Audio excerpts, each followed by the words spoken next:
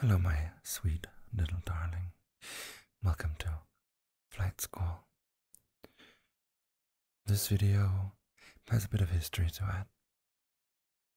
I take it you might have seen the trailer for it. If not, I'll put the link in the description. It's sort of a meme, but you might enjoy it.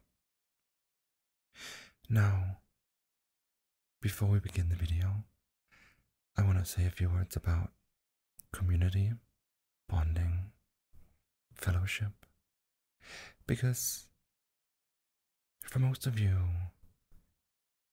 you just watch these videos and they help you sleep or feel nice, and I think that's absolutely wonderful. It's all I could ever wish for, honestly. However, if you want a bit more, I have a Discord server. And it's actually because of this Discord server that this video kind of got created. You see, we talked about that some people don't care about what I talk about. They just want to listen to my voice. And I could not confirm nor deny that. So I was challenged to make a video where I was reading a technical manual. And, you know, one thing led to the other. So the community sent me the manual for the aircraft you see behind me. The F-14 Tomcat from Top Gun. Well, from the US military, but probably mostly famous in Top Gun. So as you're watching this movie or video, we're having our event for the week, because that's another thing you can join in on if you wish. So tonight, to celebrate the launch of this video, as it was published on this day, we are gathering, and I think we'll be about 20 people, to watch Top Gun Maverick. Then we'll gather here on this crew deck where I recorded the video, and we have a few aviation enthusiasts, so we'll spend an hour something trying to fly these planes together, try to take off, maybe try to land, and then we're gonna enjoy some chill time afterwards with some relaxing music, and yeah, some people have a drink. It's just relaxing and nice. Sometimes we do this, sometimes I do live ASMR. Actually, if you're watching this as it's released, you can expect the next video I upload will be the last live ASMR session. So that's fun too. For that kind of thing, it's about the same, or 20 people odd. And people sort of sit around, and it's basically like a live version of my ASMR videos. It's very cute to see people just drift off and fall asleep and, you know, come back and gently wake them up after 10 minutes or so. So, if you want to have an influence on my videos and such, I think I already mentioned that Patreon, my Patreon channel, is not something I use for like gifting stuff to people or anything. It's simply a way to show support. There's no strings attached and there's no benefits. It's only if you think these videos help and you want to support me a bit by doing it. Sometimes we use the money for stuff in the server, or I upgrade my avatar and I also get food. But no, the actual influence you can have is if you join the Discord community. I have a semi-regular schedule, and I also look at YouTube comments. There was one comment for the last week or so that asked me to make a video about a specific topic. And now I was working on this Top Gun stuff, but that topic, which I now here in the moment forgot, There was a motorcycle. Sorry about that. I'll look it up again, but I will make a video on that topic. So, well, come and say hi. Get some influence. We have a suggestions channel. And we just like to play games.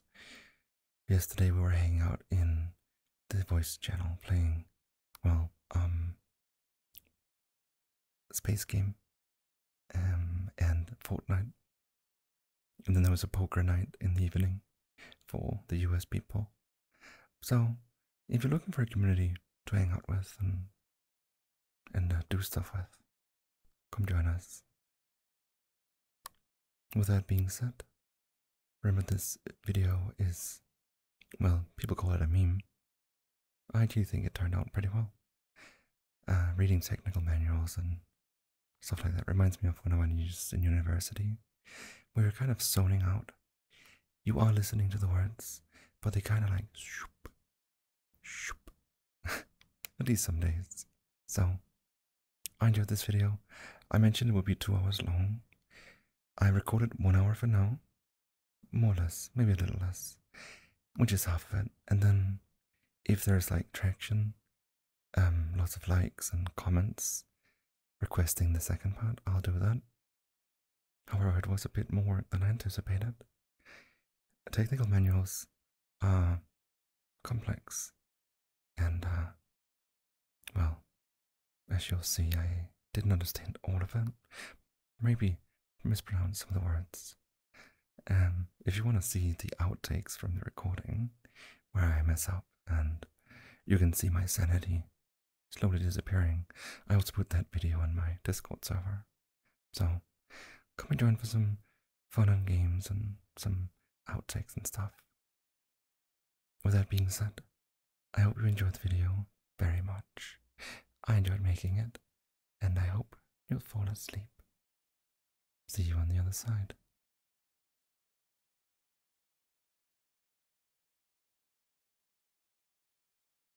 Good morning, potential pilots and mechanics and flight crew. Welcome to Top Gun School. Today we're going to learn part 1 of your final exam. It's all in the flight instruction manual that you have been handed out, but we will also go through it today. We won't make all of it in one day. It will take years upon years for you to become the best pilot or flight crew that you can be. But before we go out on the deck, I just want to say a few words. First of all, there will be no cheating on these exams. We will be doing real flights. We don't have simulations. Every aircraft you crash is about 4 billion pounds. So please, respect my time and your own. If you want to leave the program, the door's just down there behind you. I don't want any slackers in my class. If I catch anyone slacking or cheating or anything in between, I will severely punish you. With that being said, let's have a good time and let's proceed to the flight deck, where we'll go through a few of the F-14's procedures and mechanics. See you out there.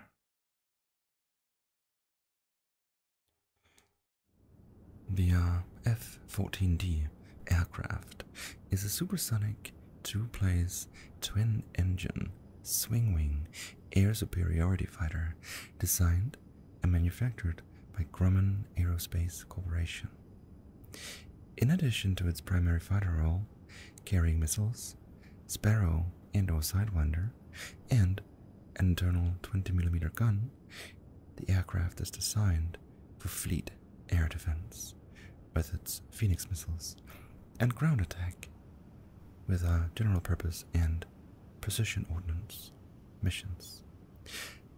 Armament and peculiar auxiliaries used only during secondary missions are installed in low-drag external configurations. Mission versatility and tactical flexibility are enhanced through independent operational capability or integration under existing tactical data systems. The forward fuselage, containing the flight crew and electronic equipment, projects forward from mid-fuselage and wing glove. Outboard pivots in the highly swept wing glove support the movable wing panels, which incorporate integral fuel cells and full-span leading-edge slats and trailing edge flaps for supplemental lift control. In flight, the wings may be varied in sweep, area, camber, and aspect ratio by selection of any leading edge sweep angle between 20 and 68 degrees. Wing sweep can be automatic or manually controlled to optimize performance and thereby enhance aircraft versatility. Separate variable geometry air inlets offset from the fuselage in the glove direct primary airflow to two F100 GE 400 dual axial compressor turbofan engines equipped with afterburners for thrust augmentation. The displaced engine nacelles extend rearward to the tail section, supporting the twin vertical tails, horizontal tails, and ventral fins.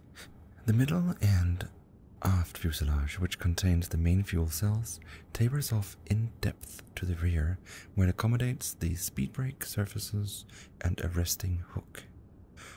All control surfaces are positioned by irreversible hydraulic actuators to provide desired control effectiveness throughout the flight envelope. Stability augmentation features in the flight control system enhance flight characteristics and thereby provide a more stable and maneuverable weapons delivery platform. The tricycle type, forward retracting landing gear, is designed for nose gear, catapult, launch, and carrier landings. Missiles and external stores are carried from 8 hardpoint stations on the center fuselage between the nacelles and under the nacelles and wing glove. No stores are carried on the movable portion of the wing. The fuel system incorporates both in-flight and single-point ground refueling capabilities. The basic weight of the aircraft is approximately 43,735 pounds, which includes trapped fuel, oil, gun, and pylons. The aircraft accommodates a pilot and RIO in a tandem seating arrangement. To maximize external field of view, stations within the tandem cockpit are prominently located atop the forward fuselage and enclosed by a single clamshell canopy. Integral boarding provisions to the cockpit and aircraft top deck are on the left side of the fuselage. Each crew station incorporates a rocket ejection seat that is vertically adjustable. A single environmental control system provides conditioned air to the cockpit and electronic base for pressurization and much-needed air conditioning. Oxygen for breathing is supplied to the crew under pressure from an onboard oxygen generating system with stored gaseous oxygen as backup. The cockpit arrangement provides minimum duplication of control capability, thereby necessitating 2 aircrew for safe flight. The forward station of the cockpit is arranged and equipped for the pilot. In addition to 3 electronic displays for viewing tactical, flight, navigational, and ECM data. The pilot instrument panel also contains armament controls, flight and engine instruments, engine controls, fuel management, auxiliary devices, autopilot, and communication control panels are on the left console. Display, power, lighting, and environmental controls are on the right console. The aft station of the cockpit is equipped for the RIO. This instrument panel contains controls and 3 electronic displays for the radar, tactical, and navigational flight instruments, armament controls, sensor controls, and communication panels on the left console. The right console contains a navigational display, data entry unit, ECM controls, data link controls, lighting controls, and the IFF panel. As technical changes are made to the aircraft, those that affect aircraft operation, all pilot and RIO need to know operation will be incorporated in the appropriate sections and listed in the summary. Let's go through a few of the F-14's systems. First, the Air Inlet Control System, AICS. The purpose of the AICS is to decelerate supersonic air and to provide even subsonic airflow to the engine throughout the aircraft flight envelope. The AICS consists of 2 variable geometry intakes, one on each side of the fuselage at the intersection of the wing glove and fuselage. Intake inlet geometry is varied by 3 automatically controlled hinged ramps. The aircraft is powered by 2 F110 GE 400 turbofan engines with variable exhaust nozzles and AB augmentation. They are dual rotor engines consisting of a 3-stage fan driven by a 2-stage low-pressure turbine and a mechanically independent, aerodynamically balanced 9-stage high-pressure compressor driven by a single-stage air-cooled high-pressure turbine. Engine operation is automatically regulated and maintained electrically by the augmenter fan temperature control unit and by throttle inputs to the main engine control. Each engine is slung in a nacelle with the thrust axes laterally offset approximately 4.5 feet from the aircraft centerline. The installed static engine thrust at military power is 13,800 pounds and at maximum AB power thrust is 23,600 pounds. Installed engine thrust at maximum AB is 0.9 meter at sea level is 30,200 pounds. Acceleration time from idle to military power is approximately 4 seconds.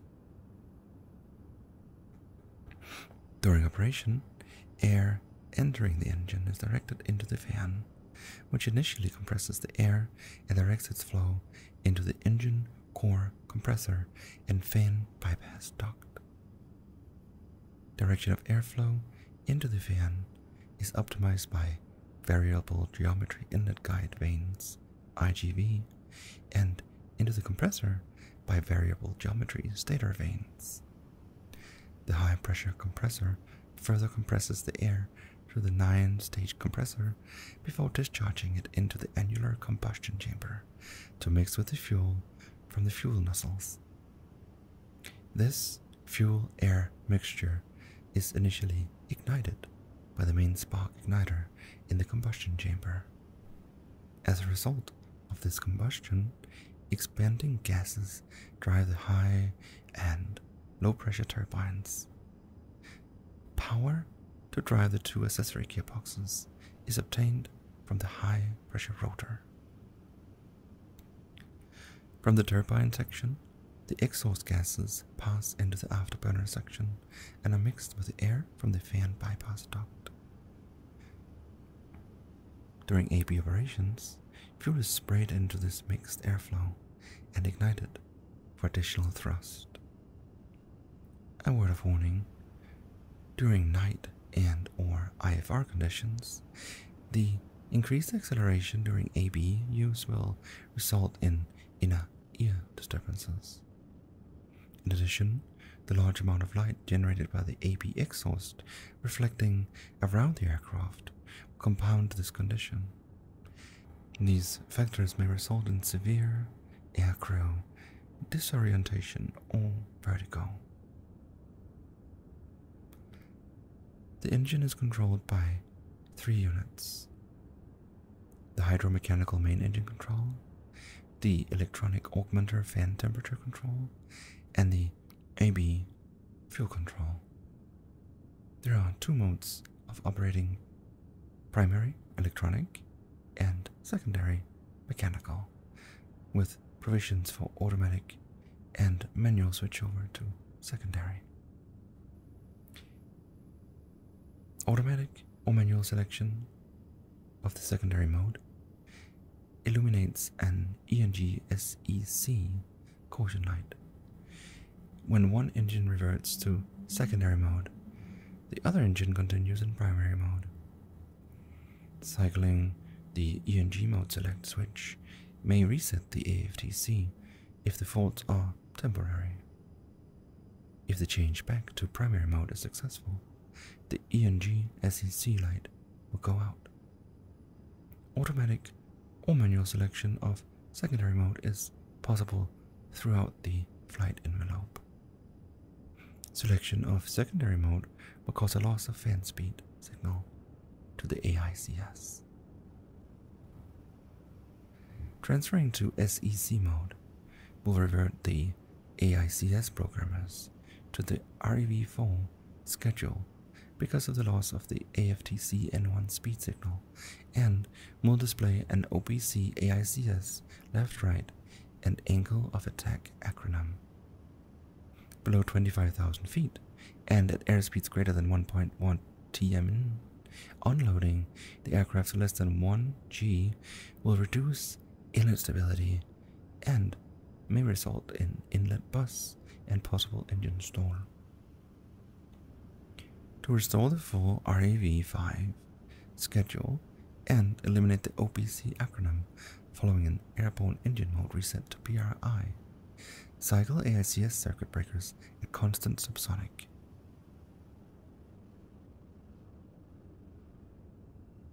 The MIC main engine control is a hydromechanical control that provides fuel shutoff, variable stator vane scheduling, and main fuel metering in both primary and secondary modes. The MIC controls fuel flow until 59% RPM and provides high-pressure compressor rotor overspeed protection automatically by securing fuel flow to the engine when an overspeed condition of 110% is reached. The AFTC, or Augmenter Fan Temperature Control, is a modular solid-state electronic device that performs control schedule operations, integration and logic functions, limit control, failure detection, and provides engine core speed signal for instrument display and engine fan speed signal to the AICS. It also controls the distribution of electrical power to the entire engine, electrical, and monitoring systems. The AFC, or Afterburner Fuel Control, is controlled by the AFTC for afterburner operation. The AFTC computes AB fuel flow ratios and provides them to the AFC. The AFC converts ratio commands to metered fuel flows into local, core, and fan AB fuel manifolds. When staging up the AB, local fuel flow is initiated first, followed by core and fan flow last. When staging down, the reverse sequence occurs. Thrust changes are smooth when staging up or down. In the primary mode, the AFTC controls the MEC, AFC, and AB nozzle hydraulic pump to provide optimum engine operation with unrestricted throttle movement throughout the flight envelope. The AFTC computations are used to control basic engine and AB fuel flow, IGV, and AB nozzle positioning. VSV positioning is controlled by the MEC. The AFTC incorporates independent control schedules that are prioritized so that the optimum amount of fuel flow is provided to the main combustor. At any given time, only one of these schedules is actually in control of fuel flow. The remaining schedules are always active and are calculating the change in fuel flow required, if any, to attain the desired value of their assigned parameter. Selection of the schedule and control is accomplished by a series of minimum and maximum selectors. These selectors control scheduling of the following: acceleration, deceleration, minimum maximum compressor discharge pressure, minimum maximum RPM, fan speed limiting, maximum turbine blade temperature limiting, and finally, idle lockup speed. Other AFTC functions include engine start control, asymmetric thrust limiting, reduced arrestment thrust, automatic relight, and fault detection. Fault detection automatically switches the engine control to the secondary mode in the event of core overspeed, fan speed signal loss, nozzle full open when engine is not at idler maximum, AFTC power deviations, fuel flow demands mismatch with throttle settings, fan speed greater than 800 RPM, and not accelerating or throttle signal error. Next is the turbine blade temperature, or known as the pyrometer. The pyrometer is a fuel-cooled photodiode optical unit that measures infrared radiation from the metal surface of the high-pressure turbine blades.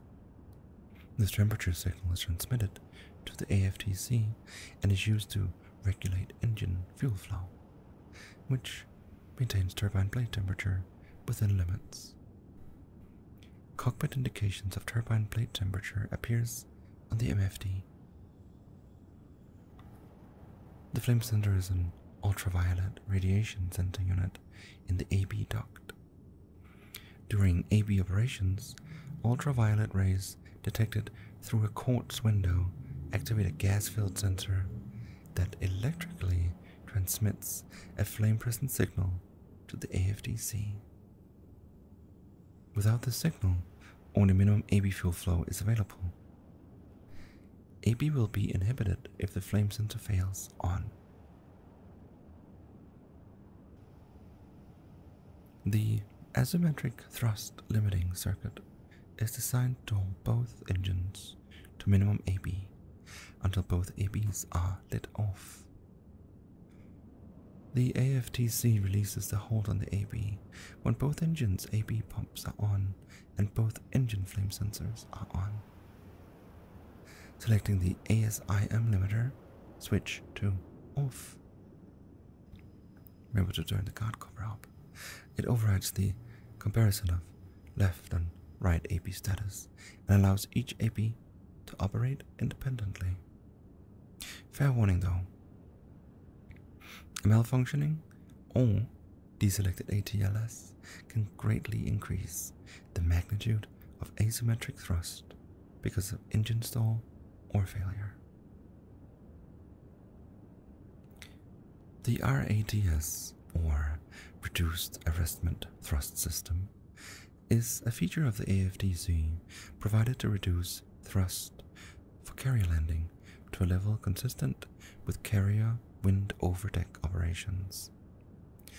When activated, the AFTC automatically reduces the military power core speed by approximately 4.5%.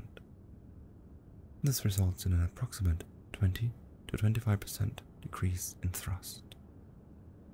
The RATS employs two enabling circuits, an engine circuit incorporated within each engine's AFTC, and an aircraft circuit. The engine circuit is enabled by the aircraft circuit via switch closure. Since the engine circuit is a function of the AFTC, it is not available in SEC mode and can be overridden in PRI mode with selection of AB. The aircraft circuit is enabled when weight is placed on either of both main landing gears, with the hook handled down or the hook out of the stowed position. The RATS light located on the pilot's advisory panel illuminates when the aircraft circuit is activated, but it is not an indication that the engines are operating at reduced thrust. Engine exhaust gases at higher thrust settings are discharged through the nozzle throat at sonic velocity and are accelerated to supersonic velocity by the controlled expansion of the gases. Varying nozzle throat area controls fan the stall margin, which optimizes performance. The variable exhaust nozzle is a 3-flap convergent-divergent type nozzle. Nozzle variation is accomplished by axial movement of 4 hydraulic actuators mechanically synchronized for geometric stability. These hydraulic actuators use oil from a separate compartment in the engine oil storage tank and are operated by a hydraulic pump that responds to the AFCT signals. A failed open nozzle may be caused by an oil leak, but if the oil leak is in the nozzle system, only a portion of the main engine lube oil will be lost. During basic engine operation, the nozzle area is modulated to a near closed position, and in AB, the nozzle area is infinitely variable to a full open position. The nozzle muzzle will go full open airborne with the throttle at idle at low altitude and airspeeds. A gauge for each engine on the pilot instrument panel next to the engine instruments indicate nozzle position in a percentage from 0 to 100. Normal indication for maximum AB is approximately 70%. Alright, since we have now learned a bit about the aircraft, let's skip ahead and learn a little about how to launch, and not just take off from any old platform, but from a boat, a big metal boat. So, to launch from a carrier, applicable aircraft launching bulletins, the CV and LSO NetOps manuals, and the pertinent CV Air Operations Manual needs to be read by all flight crew members prior to the carrier qualification, and that is why we were here. A thorough briefing shall be accomplished by the flight leader prior to launch. This briefing should be calling particularly attention to current bingo fields, emergency procedures peculiar to carrier operations, operations area and OTAMs, fuel management, and ship nav-aid status. Aircraft configuration, gross weight, expected WOD, and applicable launch trim settings will be verified prior to man-up. Pre-flight inspection should be accomplished with particular attention given to nose strut, main landing gear tires, hook, and underside of the fuselage. Note carefully the actual wing sweep, the lateral spacing between parked aircraft, and the general direction of engine exhaust. Do not pre-flight the aircraft topside aft of the bleed air doors if spotted with the tail outboard of the safety nets. In the cockpit, particularly attention should be given to the flight crew displays to ensure they are properly secured and that the retaining devices have been installed. Ensure that the wing sweep handle is secure in the oversweep position when applicable. If the wings are not in oversweep, ensure that the emergency wing sweep handle position corresponds with the actual wing sweep position. Leave the emergency wing sweep handle guard up, extend the emergency wing sweep handle, and pull the wing sweep drive number 1 and WG SWDR number 2 MANUV flap circuit breakers. Cross-bleed starts should not be performed unless the area aft of the aircraft is clear. Tie-down should not be removed and engines should not be started unless the auxiliary brake air pressure gauge indicates a full charge. Shipboard start and post-start procedure abbreviations of the shore-based checklists are as delineated for the post-start pilot procedures. Certain steps are omitted because aircraft are spotted too close together to allow the wings to be swept forward while tied down. Cranking the left engine prior to starting the right, as outlined in the shore-based procedure, will ensure that auxiliary brake pressure is available and will ensure that backup flight control module is full of hydraulic fluid prior to cycling. Shipboard taxi operations differ slightly from the field. Taxiing aboard a ship requires higher power settings and must be conducted under positive control of a plane director. Any signal from the plane director above the waist is intended for the pilot, and any signal below the waist is intended for deck handling personnel. The nosewheel steering system characteristics are excellent and enable extremely tight cornering capability. At full nosewheel steering deflection, which is 70 degrees, the inside main mount wheel backs down and turn radius will be restricted if the inside brake is locked.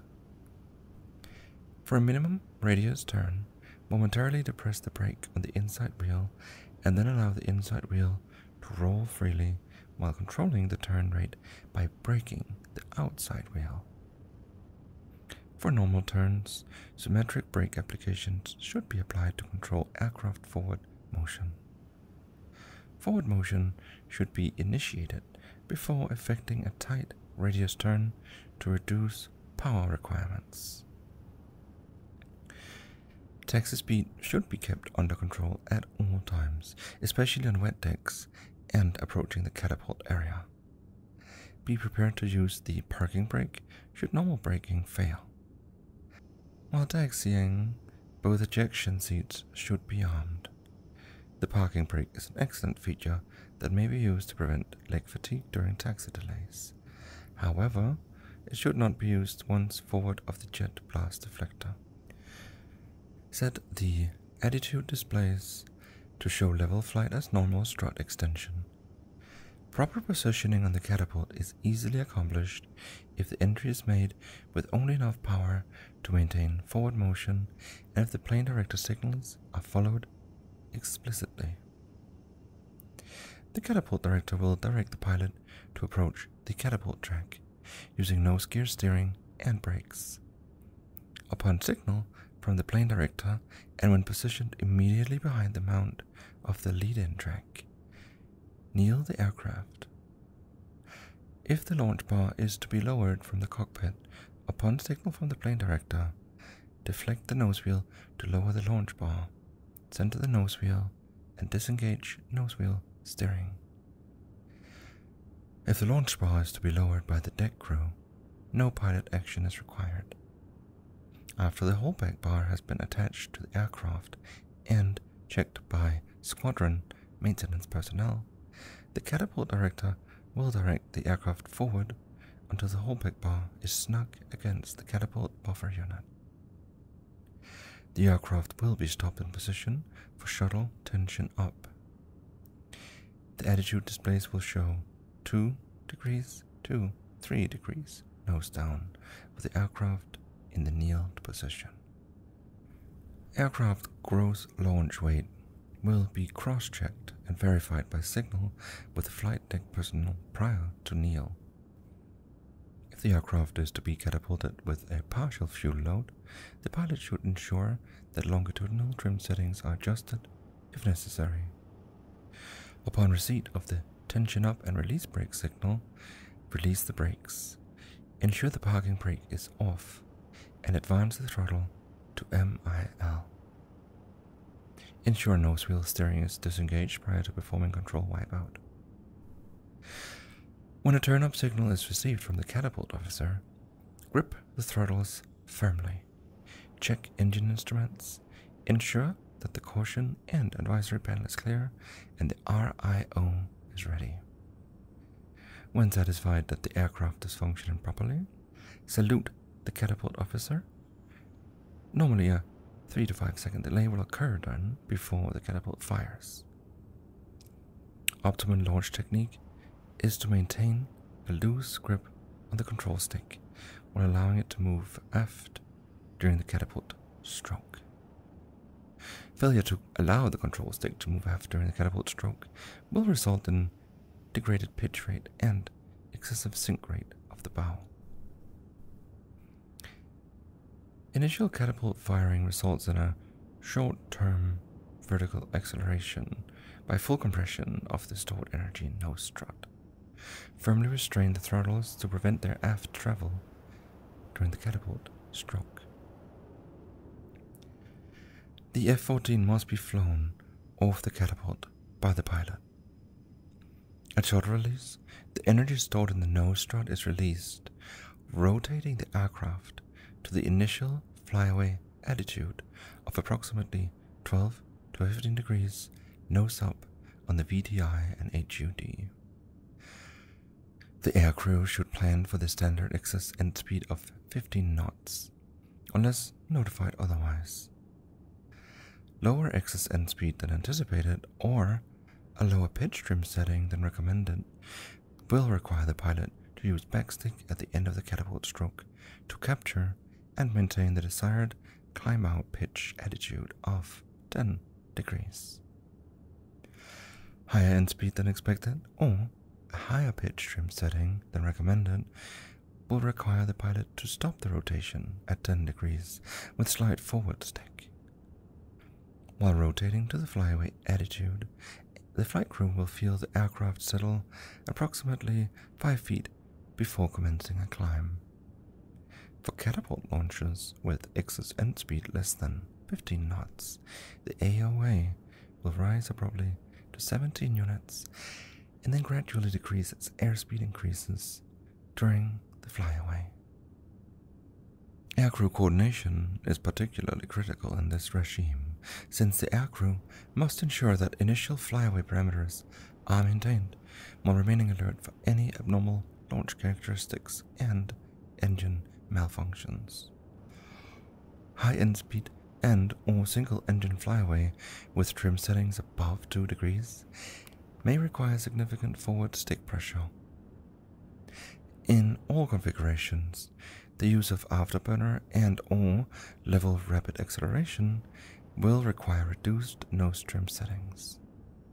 The RIO shall scan a repeat of the pilot's heads-up display and associated standby flight instruments to ensure the correct flyaway conditions are met. Additional considerations exist for night catapult launches. Aircraft acceleration and the lack of external visual cues will cause the aircrew to sense that the nose is higher than actual and can result in spatial disorientation. Under these conditions, a vigilant instrument scan is required to ensure that the proper altitude is maintained throughout the launch and subsequent climb out. Now that we have the pilot in the air, let's talk a little bit about evaluating So, the NetOps evaluation program, these standard operating procedures prescribed in the manual you will be delivered, they represent the optimum method of operating the aircraft. The NetOps evaluation is then intended to evaluate compliance with NetOps procedures by observing and grading individuals and units.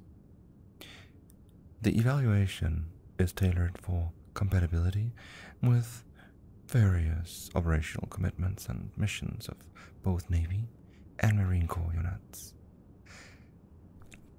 The prime objective of the NetOps evaluation program is to assist the unit commanding officer in improving unit readiness and safety through constructive comment. Maximum benefit from the NetOps program is achieved only through the vigorous support of the program by commanding officers as well as by flight crew members. The NetOps evaluation program shall be carried out in every unit operating naval aircraft. The various categories of flight crew members desiring to attain and retain qualifications in the F-14D shall be evaluated initially in accordance with the current OpNav instruction 3701, and at least once during the 12 months following initial and subsequent evaluation. Individual and unit NetOps evaluations will be conducted annually. However, instructions and observations of adherence to NetOps procedures must be on a daily basis. The NetOps coordinators, evaluators, and instructors shall administer the program as outlined in the current OpNav 3710. Evaluees who receive a grade of unqualified on a ground or flight evaluation shall be allowed 30 days in which to complete a re-evaluation. A maximum of 60 days may elapse between the date of the initial ground and flight evaluation and the date the qualification is satisfactorily completed. F-14 NetOps evaluations can be accomplished during the same evaluation flight provided the currency requirements for each model established in Chapter 5 are met. The results will be recorded on the NetOps evaluation report. The flight evaluation may be conducted on any routine syllabus flight, with the exception of flights launched for FCLP and CARQUAL or ECZM training. Emergencies will not be simulated. The number of flights required to complete the flight evaluation should be kept to a minimum, normally one flight. The areas and sub-areas to be observed and graded on a flight evaluation are outlined in the grading criteria, with critical areas marked by an asterisk. Grades on sub-areas will be assigned in accordance with the grading criteria. Grades on sub-areas shall be combined to arrive at the overall grade for the flight. If so desired, grades of areas should also be determined in this manner. At the discretion of the squadron or unit commander, the evaluation may be conducted in WST, MFT, or COT. Annual NetOps instrument flight evaluations and the IFR portions of NetOps flight evaluations, whether conducted in flight or in an approved simulator, must be conducted by a NetOps qualified pilot or RIO. An RIO who is designated in writing by the unit commanding officer. Such instrument flight evaluations must be conducted in accordance with the procedures outlined in the current OPNAWINST 3710. The following procedure shall be used in determining the flight evaluation grade. A grade of unqualified in any critical area and sub-area will result in an overall grade of unqualified for the flight. Otherwise, evaluation for flight or area shall be determined by assigning the following numerical equivalents to the objective grade for each subarea. Only the numerals 0, 2, or 4 will be assigned in subareas. No interpolation is allowed. Unqualified is 0, conditionally qualified is a 2, and qualified is a 4. To determine the numeric grade for each area and the overall grade for the flight, add all the points assigned to the subarea and divide them by the sum of the number of subareas graded. The objective grade shall be determined on the basis of the following scale.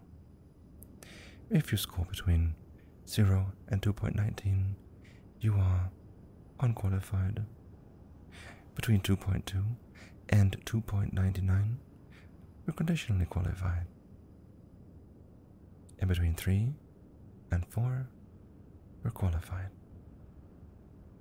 The final NetOps evaluation grade shall be the same as the grade assigned to the flight evaluation. An evaluee who receives an unqualified on any ground examination or the flight evaluation shall be placed in an unqualified status until a grade of conditionally qualified or qualified is achieved on a re-evaluation. And that about covers 5% of what you're going to learn in Top Gun School with Nasachi. I do hope that you will listen better next time, because this is going to be on the exam. Good luck and sleep well.